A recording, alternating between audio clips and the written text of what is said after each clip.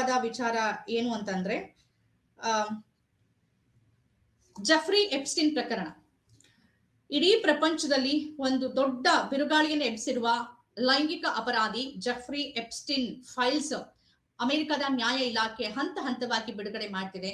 ಈಗೊಂದು ಆಘಾತಕಾರಿ ವಿಚಾರ ಭಾರತದ ಮಟ್ಟಿಗೆ ಬಂದಿರೋದೇನು ಅಂತಂದ್ರೆ, ಆತನ ಕಪಿಮುಷ್ಟಿಯಲ್ಲಿ ಸಿಲುಕಿ ಆತನ ಬರ್ಬರತೆಗೆ ಸಿಲುಕಿದಂತ ಸಂತ್ರಸ್ತೆಯರೇನಿದ್ದಾರೆ, ಆ ಸಂತ್ರಸ್ತ ಬಾಲಕಿಯರಲ್ಲಿ ಭಾರತ ಮೂಲದ ಕನಿಷ್ಠ ಒಬ್ಬಳು ಬಾಲಕಿ ಇದ್ದಾಳೆ ಅನ್ನೋದ್ರ ಬಗ್ಗೆ ಮಾಹಿತಿ ಲಭ್ಯ ಆಗ್ತಿದೆ. ಇದು ಆತಂಕ ಮೂಡಿಸ್ತಿರೋದು.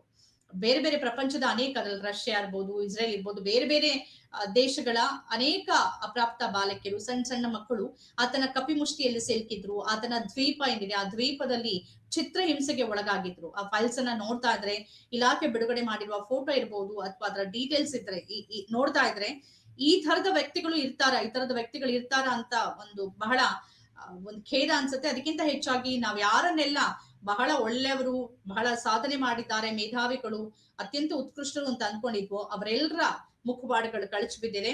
ಭಾರತದ ಮಟ್ಟಿಗೆ ಈಗಿನ ಮಂತ್ರಿ ಹರ್ದೀಪ್ ಪುರಿ ಸಿಂಗ್ ಅವರ ಹೆಸರು ಕೇಳಿ ಬಂದಿದೆ. ಇಷ್ಟೊತ್ತಿಗೆ ಅವ್ರು ರಾಜೀನಾಮೆ ಪಡಿಬೇಕಾಗಿತ್ತು. 3 ರಿಂದ 4 ಬಾರಿ ಅವ್ರು ಭೇಟಿ ಆಗಿದ್ದೀನಿ ಅಂತ ಅವರೇ ಹೇಳ್ಕೊಳ್ತಾ ಇದ್ದಾರೆ. 2008ರಲ್ಲೇ ಕನ್ವಿಕ್ಷನ್ ಆಗಿ ತಾನೇ ತಪ್ಪಿಕೊಂಡಂತ ಒಬ್ಬ ವ್ಯಕ್ತಿ ಬಗ್ಗೆ ನನ್ಗೆ ಗೊತ್ತೇ ಇರ್ಲಿಲ್ಲ ಅಂತ ಒಬ್ಬ ಮಂತ್ರಿ ಹೇಳೋ ಸಂದರ್ಭದಲ್ಲಿ ಅದು ಬಹಳ ಸೋಜಿಗ ಅನ್ಸುತ್ತೆ. ಆತನನ್ನು ಬೆಂಬಲಿಸುವಂತ ಒಂದು ಪ್ರಮೇಯ ಭಾರತದ ವ್ಯವಸ್ಥೆಯಲ್ಲಿ ಇದೆ. ಆದ್ರೆ ಇದಕ್ಕಿಂತ ಆತಂಕಕಾರಿ ವಿಚಾರ, ನಾನು ಈಗಾಗಲೇ ಹೇಳಿದಾಗೆ ಕನಿಷ್ಠ ಒಬ್ಬಳು ಬಾಲಕಿ ಇದ್ದಾಳೆ ಅನ್ನೋದ್ರ ಬಗ್ಗೆ ಮಾಹಿತಿ ಇದೆ. ಮತ್ತು ಆ ಬಾಲಕಿಗೆ ಪರಿಹಾರ ಕೊಡೋದಕ್ಕಾಗಿ ಅಮೆರಿಕ ಹುಡುಕಾಟವನ್ನು ನಡೆಸಿತ್ತು ಅನ್ನೋದು ಈ ಒಂದು ನಮ್ಗೇನ್ ಸಿಕ್ಕಿದೆ ಮಾಹಿತಿ, ಆ ಮಾಹಿತಿಯಲ್ಲಿ ಬಹಿರಂಗ ಆಗ್ತಿದೆ. ಫೈಲ್ ಬಿಡುಗಡೆ ಆಗಿದೆಯಲ್ಲ, ಅದರಲ್ಲಿ ನಮ್ಗೆ ಸಿಗ್ತಾ ಇರೋದು. ಇದಕ್ಕೆ ಸಂಬಂಧಪಟ್ಟಂತೆ ಪ್ರಮುಖವಾಗಿ ನಾವೇನೇನ್ ಮಾತಾಡ್ಬೋದು ಅಂತ ಅಂದ್ರೆ, ಭಾರತಕ್ಕೆ ಈ ವಿಚಾರ ಗೊತ್ತಿತ್ತ, ಭಾರತ ಸರ್ಕಾರಕ್ಕೆ. ಯಾಕೆಂದ್ರೆ ಈ ಸಂತ್ರಸ್ತರ ಪಟ್ಟಿ ಮಾಡೋದು ಅಥವಾ ಅವರಿಗೆ ಪರಿಹಾರ ಒದಗಿಸೋದು ಅಥವಾ ಅವರಿಗೆ ಬೇರೆ ರಕ್ಷಣೆ ಒದಗಿಸುವ ಸಂದರ್ಭದಲ್ಲಿ ಒಂದು ದೇಶ, ಯಾವುದೋ ಒಂದು ದೇಶ ರಾಯಭಾರ ಕಚೇರಿ ಮುಖಾಂತರವಾಗಿಯೋ ಅಥವಾ ಕಾನೂನು ತಜ್ಞರ ಮುಖಾಂತರವಾಗಿಯೋ ಇನ್ನೊಂದು ದೇಶ ಅಂದ್ರೆ ಸಂತ್ರಸ್ತ ಬಾಲಕಿಯರ ದೇಶವನ್ನ ಸಂಪರ್ಕ ಮಾಡುತ್ತೆ. ಅಧಿಕೃತವಾಗಿ ಮಾಡಬಹುದು. ಒಂದ್ ಸರ್ಕಾರ ಅದನ್ನ ಸಾರ್ವಜನಿಕವಾಗಿ ಹೇಳೋಕ್ ಆಗೋದಿಲ್ಲ. ಆದ್ರೆ ಭಾರತ ಸರ್ಕಾರಕ್ಕೆ ಈ ಬಗ್ಗೆ ಗೊತ್ತಿರ್ಲೇಬೇಕು, ಗೊತ್ತಿದ್ದೇ ಇರತ್ತೆ. ಯಾಕೆಂದ್ರೆ ಅಮೆರಿಕ ಸರ್ಕಾರ, ಅಮೆರಿಕದ ಆಡಳಿತ ಇಲಾಖೆಗಳು ಇದನ್ನ ಭಾರತದ ಜೊತೆಗೆ ಹಂಚ್ಕೊಂಡಿರತ್ತೆ. ಪರಿಹಾರಕ್ಕಾಗಿ ಹುಡುಕೋ ಸಂದರ್ಭದಲ್ಲಿ ಭಾರತ ಸರ್ಕಾರದ ಸಹಾಯವಿಲ್ಲದೆ, ರಾಯಭಾರ ಕಚೇರಿಯ ಸಹಾಯ ಇಲ್ಲದೆ ಅದನ್ನ ಮಾಡೋದಕ್ಕಾಗೋದಿಲ್ಲ. ಹಾಗಾಗಿ ಅದು ದೃಢೀಕರಣ ನಮಗೆ ಸಿಕ್ಕಿಲ್ಲದೆ ಇರಬಹುದು. ಆದ್ರೆ ಭಾರತ ಸರ್ಕಾರಕ್ಕೆ ಖಂಡಿತವಾಗೂ ಇದರ ಮಾಹಿತಿ ಇರುತ್ತೆ. ಸರ್ಕಾರಿ ಪ್ರತಿಕ್ರಿಯೆಗಳು ಬರಬೇಕಾಗಿಲ್ಲ, ಬರೋದು ಇಲ್ಲ. ಯಾಕೆಂದ್ರೆ ಈ ಸಂದರ್ಭದಲ್ಲಿ ಭಾರತೀಯ ಕಾನೂನುಗಳು ಅಥವಾ ವಿದೇಶದ ಕಾನೂನುಗಳು ಏನ್ ಹೇಳುತ್ತೆ ಅಂದ್ರೆ, ಸಂತ್ರಸ್ತೆಯರ ಒಂದು ಪರಿಚಯ ಅಥವಾ ಅವರ ಮಾಹಿತಿಯನ್ನ ಬಹಿರಂಗ ಪಡಿಸೋದಿಲ್ಲ, ಬಹಿರಂಗ ಪಡಿಸಬಾರ್ದು. ಆ ಬಹಿರಂಗ ಪಡಿಸುವಿಕೆಗೆ ನಿರ್ಬಂಧಗಳಿದ್ರೂ ಕೂಡ ಯಾರು ಅನ್ನೋದು ಸರ್ಕಾರಕ್ಕೆ ಗೊತ್ತಿರತ್ತೆ. ಪರಿಹಾರ ಕೊಡ್ಬೇಕಿರತ್ತೆ, ಅವರಿಗೆ ಬೇರೆ ವೈದ್ಯಕೀಯ ಅವರಿಗೆ ಸಹಾಯ ಇರ್ಬೋದು ಅಥವಾ ಕಾನೂನಿನ ರಕ್ಷಣೆ ಇರ್ಬೋದು, ಇವೆಲ್ಲವನ್ನ ಕೊಡೋ ಸಂದರ್ಭದಲ್ಲಿ ಯಾರು ಅನ್ನೋದು ಗೊತ್ತಾಗಿರತ್ತೆ. ಯಾಕೆ ಭಾರತ ಸರ್ಕಾರ ಇದರ ಬಗ್ಗೆ ಗಂಭೀರವಾಗಿಲ್ಲ ಅನ್ನೋದು ಬಹಳ ದೊಡ್ಡ ಪ್ರಶ್ನೆ. ಇಡೀ ವಿಶ್ವವೇ ಗಂಭೀರವಾಗಿದೆ. ಅನೇಕರು ತಮ್ಮ ಹುದ್ದೆಯನ್ನ ತೊರೆದು ಹೋಗ್ತಾ ಇದ್ದಾರೆ, ಕಂಪನಿಗಳನ್ನ ಬಿಟ್ಟು ಹೋಗ್ತಾ ಇದ್ದಾರೆ, ಬಹಿರಂಗವಾಗಿ ಕ್ಷಮೆ ಯಾಚಿಸ್ತಿದ್ದಾರೆ. ಹೀಗಿರುವಾಗ ಭಾರತ ಸರ್ಕಾರ ಸಚಿವರ ಹೆಸರು ಕೇಳಿ ಬಂದಾಗ್ಲೂ ಏನು ಮಾತಾಡ್ತಿಲ್ಲ.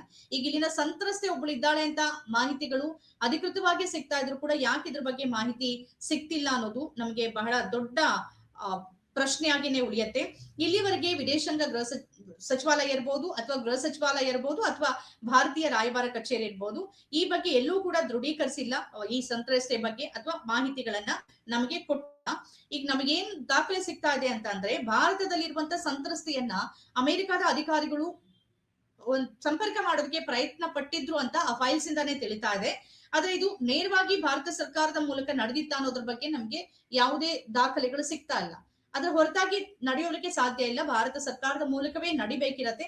ಹಾಗಾಗಿ ಸರ್ಕಾರಕ್ಕೆ ಇದರ ಬಗ್ಗೆ ಸಂಪೂರ್ಣವಾಗಿ ಮಾಹಿತಿ ಇರತ್ತೆ ಅನ್ನೋದು ನಮ್ಗೆ ಅನಿಸ್ತಿರೋದು. ಅದ್ರ ಜೊತೆಯಲ್ಲಿ ಅಮೆರಿಕ ತನಿಖೆ ಭಾಗವಾಗಿ ಭಾರತದೊಂದಿಗೆ ಮಾಹಿತಿಯನ್ನ ಹಂಚ್ಕೊಂಡಿರತ್ತೆ. ಜೊತೆಗೆ ನಾವಿಲ್ಲಿ ಮ್ಯೂಚುವಲ್ ಲೀಗಲ್ ಅಸಿಸ್ಟೆನ್ಸ್ ಟ್ರೀಟಿ ಅಂತ ನಾವು ಒಂದ್ ಕರಿತೀವಿ. ಅದೇನು ಅಂತಂದ್ರೆ, ಭಾರತಕ್ಕೆ ಅಮೆರಿಕದ ಅಧಿಕಾರಿಗಳು ಮತ್ತು ಅಲ್ಲಿನ ಸಂಸ್ಥೆಗಳು ತಿಳಿಸುತ್ತೆ, ಈ ತರದ ಸಂತ್ರಸ್ತೆ ಇರೋ ಸಂದರ್ಭದಲ್ಲಿ ಅವರ ಎಲ್ಲ ನ್ಯಾಯಯುತ ಹಕ್ಕುಗಳ ರಕ್ಷಣೆಗಾಗಿ ಅಥವಾ ಅವರಿಗೆ ಕಾನೂನಿನ ಮತ್ತು ವೈದ್ಯಕೀಯ ರಕ್ಷಣೆಗಾಗಿ ಈ ಟ್ರೀಟಿ ಕೆಲಸ ಮಾಡುತ್ತೆ ಮತ್ತು ಅದ್ರ ಬಗ್ಗೆ ಮಾಹಿತಿಯನ್ನ ಕೊಡ್ಬೇಕಾಗತ್ತೆ. ಯಾಕೆ ಕೊಟ್ಟಿಲ್ವಾ ಅನ್ನೋದು ಪ್ರಮುಖವಾದ ಪ್ರಶ್ನೆ. ಕೊಟ್ಟಿದ್ರೆ ಯಾಕೆ ಸರ್ಕಾರ ಇದ್ರ ಬಗ್ಗೆ ಮಾಹಿತಿಯನ್ನ ಕೊಡ್ತಾ ಇಲ್ಲ? ಅನೇಕ ಇಮೇಲ್ಗಳಿದೆ, ದಾಖಲೆಗಳಿದೆ. ಎಪ್ಸ್ಟೀನ್ಗೆ ಬಹುಶಃ ಮೊದ್ಲೇ ಗೊತ್ತಿತ್ತೋ ಏನೋ, ಅಂದ್ರೆ ನನ್ನ ಕಾರಣಕ್ಕಾಗಿ ಆತನಿಗೂ ಅಪರಾಧಿ, ನನ್ನ ಕಾರಣಕ್ಕಾಗಿ ಅನೇಕರು ಅಪರಾಧಿಗಳಾಗಿದ್ದಾರೆ, ನನ್ನ ಜೊತೆಗೆ ಭಾಗಿಯಾಗಿದ್ದಾರೆ, ನನ್ನನ್ನ ಒಂದಲ್ಲ ಒಂದು ದಿನ ಮುಗಿಸಿ ಅವರೆಲ್ಲರೂ ಕೂಡ ಸೇಫ್ ಆಗ್ತಾರೆ ಅಂತ ಆತನಿಗೆ ಹಿಂದೇನೋ ಅನ್ಸಿತ್ತೋ ಏನೋ, ಆ ಕಾರಣಕ್ಕಾಗಿ ಆತ ಎಲ್ಲಾ ಇಮೇಲ್ಗಳನ್ನ ಸೇವ್ ಮಾಡಿ ಇಟ್ಟಿದ್ದ. ಎಷ್ಟು ಜನರ ಮುಖವಾಡಗಳು. ಆತ ಸತ್ತ, ಆತನ ಸಾವಿನ ಬಗ್ಗೆನೂ ಅನುಮಾನ. ಆತ ಅತ್ಯಂತ ಒಂದು ಭದ್ರತೆ ಇರುವಂತ ಒಂದು ಜೈಲ್ನಲ್ಲಿ, ಅದು ಅಮೆರಿಕದಲ್ಲಿ ಫೆಡರಲ್ ವ್ಯವಸ್ಥೆ ಇರೋ ಸಂದರ್ಭದಲ್ಲಿ ಆತ ಆತ್ಮಹತ್ಯೆಗೆ ಶರಣಾಗೋದಕ್ಕೆ ಹೇಗ್ ಸಾಧ್ಯ ಅನ್ನೋ ಪ್ರಶ್ನೆ ಇದ್ದೇ ಇದೆ. ಅದು ಕೊಲೆ ಮತ್ತು ಅದರ ಹಿಂದೆ ಟ್ರಂಪ್ ಇದ್ದಾರೆ ಅನ್ನೋ ಆರೋಪಗಳಿದೆ. ಆ ಆರೋಪಕ್ಕೆ ಇನ್ನು ಪೂರಕವಾದ ಸಾಕ್ಷಿಗಳು ಸಿಗಬೇಕು. ಆದ್ರೆ ಆತನಿಗೆ ಗೊತ್ತಿದ್ದ ಕಾರಣಕ್ಕಾಗಿ, ಅಂದ್ರೆ ಒಂದಲ್ಲ ಒಂದಿನ ನನ್ನ ಅಂತ್ಯ ಆಗತ್ತೆ, ನನ್ನ ಅಂತ್ಯ ಆದಾಗ ನಿಮ್ಮನ್ನು ಉಳಿಸೋದಿಲ್ಲ ಅಂತಾನೋ ಏನು, ಜಗತ್ತಿನ ಅನೇಕ ದೊಡ್ಡವರ ಹೆಸರುಗಳು ಇದ್ರೆ ಕೇಳಿ ಬಂದಿದೆ. ಬಿಲ್ ಗೇಟ್ಸ್, ನೋಮ್ ಚೋಮ್ಸ್ಕಿ, ಇನ್ನೂ ಅನೇಕರು, ಅದು ಬೇರೆ ಬೇರೆ ನಾಯಕರುಗಳ ಹೆಸರುಗಳು ಕೇಳಿ ಬಂದಿದೆ. ಅವರೆಲ್ಲರೂ ಕೂಡ ಈಗ ತಲೆ ತಗ್ಗಿಸುವ, ಇಡೀ ಜಗತ್ತಿನ ಎದುರು ತಲೆ ತಗ್ಗಿಸಿ ನಿಲ್ಬೇಕಾದಂತ ಅನಿಲ್ ಅಂಬಾನಿ ಅವರ ಹೆಸರು ಕೇಳಿ ಬಂದಿದೆ. ಭಾರತದ ಮಟ್ಟಿಗೆ ಈಗ ಭಾರತ ಮೂಲದ ಕನಿಷ್ಠ ಓರ್ವ ಸಂತ್ರಸ್ತೆ ಅದರಲ್ಲಿರೋದು ನಿಜಕ್ಕೂ ಆತಂಕ. ಸರ್ಕಾರ ಕೂಡ ಗಂಭೀರವಾಗಿರ್ಬೇಕು. ಇದು ಯಾವ್ದೋ ನಾನು ಮೊದಲೇ ಹೇಳಿದಾಗೆ ಅಥವಾ ನಾವು ಹೇಳ್ಕೊಂಡೇ ಬರ್ತಾ ಇದ್ವಿ, ಇದು ವಿಪಕ್ಷಗಳ ಆರೋಪ ಅಲ್ಲ. ಭಾರತದ ನ್ಯಾಯ ಇಲಾಖೆ ಅಧಿಕೃತವಾಗಿ ಬಿಡುಗಡೆ ಮಾಡಿರುವ ದಾಖಲೆಗಳು, ಆ ದಾಖಲೆಗಳಲ್ಲಿ ಇರೋದೆಲ್ಲವೂ ನಿಜ. ಅದೆಲ್ಲವೂ ಎಪ್ಸ್ಟೀನ್ ನ ಇಮೇಲ್ ನಲ್ಲಿ ಸಂಗ್ರಹ ಆಗಿರೋದು. ಅಲ್ಲಿ ಹರ್ದೀಪ್ ಸಿಂಗ್ ಪುರಿ ಅವರ ಹೆಸರಿದೆ, ಅನಿಲ್ ಅಂಬಾನಿ ಅವರ ಹೆಸರಿದೆ. ಅವರು ಇಬ್ರು ಕೂಡ ಊಟಕ್ಕೆ ಕೂತ ಸಂದರ್ಭದಲ್ಲಿ ಏನು ಅಂತ ಅನ್ಸುತ್ತೆ. ಬಹುಶಃ ಒಂದು ಮಹಿಳೆಯ ಬಗ್ಗೆ ಚರ್ಚೆ ಮಾಡ್ತಿದ್ದಂತೂ ಇದೆ. ಈ ಎಲ್ಲಾ ದಾಖಲೆಗಳು ಇರೋ ಸಂದರ್ಭದಲ್ಲಿ ಭಾರತ ಸರ್ಕಾರ ಏನ್ ಮಾಡ್ತಿದೆ, ಅದನ್ನ ನಿರ್ಲಕ್ಷ್ಯ ಮಾಡ್ತಾರೆ. ನಿರ್ಲಕ್ಷ್ಯಕ್ಕೆ ಏನ್ ಕಾರಣ? ವಿಪಕ್ಷಗಳು ಹೇಳ್ತಾ ಇರೋ ರೀತಿಯಲ್ಲಿ ಒತ್ತಡ ಕಾರಣನ? ಸಂತ್ರಸ್ತೆ ಇದ್ದಾಳೆ ಅನ್ನೋದು ಮಾಹಿತಿ ಬರ್ತಾ ಇದ್ರು ಕೂಡ ಇನ್ನೂ ಸರ್ಕಾರ ಗಂಭೀರವಾಗಿ ಇದ್ರ ಬಗ್ಗೆ ಹೇಳಿಕೆಗಳನ್ನ ಅಥವಾ ಕ್ರಮಗಳನ್ನ ತೆಗೆದುಕೊಳ್ಳದೆ ಇದ್ರೆ ಇನ್ನೂ ದಾಖಲೆಗಳು ಬಿಡುಗಡೆ ಆಗೋದಕ್ಕಿದೆ. ಪೂರ್ಣವಾಗಿ ದಾಖಲೆ ಇನ್ನು ಬಿಡುಗಡೆ ಆಗಿಲ್ಲ. ಇನ್ನೂ ಏನೆಲ್ಲ ಇದೆಯೋ ಗೊತ್ತಿಲ್ಲ. ಆ ದಾಖಲೆ ಬಿಡುಗಡೆ ಆದಾಗ ಇನ್ನೂ ಯಾರೆಲ್ಲ ಮುಖವಾಡಗಳು ಕಳಚಿ ಬೀಳತ್ತೋ ಗೊತ್ತಿಲ್ಲ. ಆದ್ರೆ ಆತನ ಕಪಿಮುಷ್ಟಿಯಲ್ಲಿ, ಆತನ ಚಿತ್ರಹಿಂಸೆಯಲ್ಲಿ ಯಾವುದೋ ಒಂದು ದೇಶ, ಬರೀ ಅಮೆರಿಕ ಮೂಲದ ಬಾಲಕಿಯರಿಲ್ಲ, ಇಡೀ ಪ್ರಪಂಚದ ಎಲ್ಲ ದೇಶಗಳ, ಬಹುತೇಕ ಎಲ್ಲ ದೇಶಗಳ ಬಾಲಕಿಯರನ್ನ ಆತ ಕಿಡ್ನಾಪ್ ಮಾಡೋದು ಆತನ ಒಂದು ದ್ವೀಪ ಏನಿತ್ತು, ಆ ದ್ವೀಪದಲ್ಲಿ ಇಟ್ಕೊಂಡು ಆ ಮುಖಾಂತರವಾಗಿ ಆತ ತನ್ನ ಕಾರ್ಯವನ್ನ ಸಾಧಿಸ್ತಿದ್ದ. ಎಲ್ಲರನ್ನ ಅಲ್ಲಿಗೆ ಕರೆಸ್ಕೊಳ್ತಾ ಇದ್ದ. ಅದೆಲ್ಲವೂ ಕೂಡ ದಾಖಲಾಗಿದೆ. ಹಾಗಾಗಿ ನೋಡ್ಬೇಕು ಭಾರತ ಸರ್ಕಾರ ಈ ಬಗ್ಗೆ ಏನಾದ್ರೂ ಮಾಹಿತಿ ಕೊಡುತ್ತಾ. ಸಂತ್ರಸ್ತ ಹೆಸರನ್ನ ಬಹಿರಂಗ ಪಡಿಸ್ತಾ ಇರ್ಬೋದು, ಅದಕ್ಕೆ ನಿರ್ಬಂಧಗಳಿದೆ, ಬಹಿರಂಗ ಪಡಿಸಬಾರದು ಕೂಡ. ಆದ್ರೆ ಇದಾಗಿರೋದ್ರ ಬಗ್ಗೆನಾದ್ರೂ ಮಾಹಿತಿಯನ್ನ ಕೊಡ್ಬೇಕಲ್ಲ. ಎಷ್ಟು ದಿನ ಚಿಟ್ಕೊಂಡು ಹೋಗ್ತೀರಿ? ಫೈಲ್ಸ್ ಬಿಡುಗಡೆ ಆಗಿದೆ, ಮಾಹಿತಿಗಳಿದೆ. ಅವರನ್ನ, ಆ ಸಂತ್ರಸ್ತೆಯನ್ನ ಹುಡುಕೋದಕ್ಕೆ ಅಮೆರಿಕ ಅಧಿಕಾರಿಗಳು ಭಾರತದ ಜೊತೆ ಸಂಪರ್ಕ ಮಾಡಿದಕ್ಕೂ ದಾಖಲೆಗಳಿದೆ. ಹೀಗಿರೋ ಹೊತ್ತಲ್ಲೂ ಭಾರತ ಸರ್ಕಾರ ಮುಖಂಬಾಗಿ ಏನೂ ನಡೆದೇ ಇಲ್ಲ ಅಂತ ಅವ್ರದ್ದು ಯಥಾಸ್ಥಿತಿ ಇದೆಯಲ್ಲ, ಆ ಯಥಾಸ್ಥಿತಿಯನ್ನ ಕಾಯ್ದುಕೊಂಡ್ರೆ ಆಗೋದಿಲ್ಲ. ಕ್ರಮಗಳನ್ನ ತೆಗೆದುಕೊಳ್ಬೇಕಾಗತ್ತೆ. ನೋಡೋಣ ಮುಂದಿನ ದಿನಗಳಲ್ಲಿ ಈ ಬೆಳವಣಿಗೆ ಏನಾಗುತ್ತೆ ಅಂತ.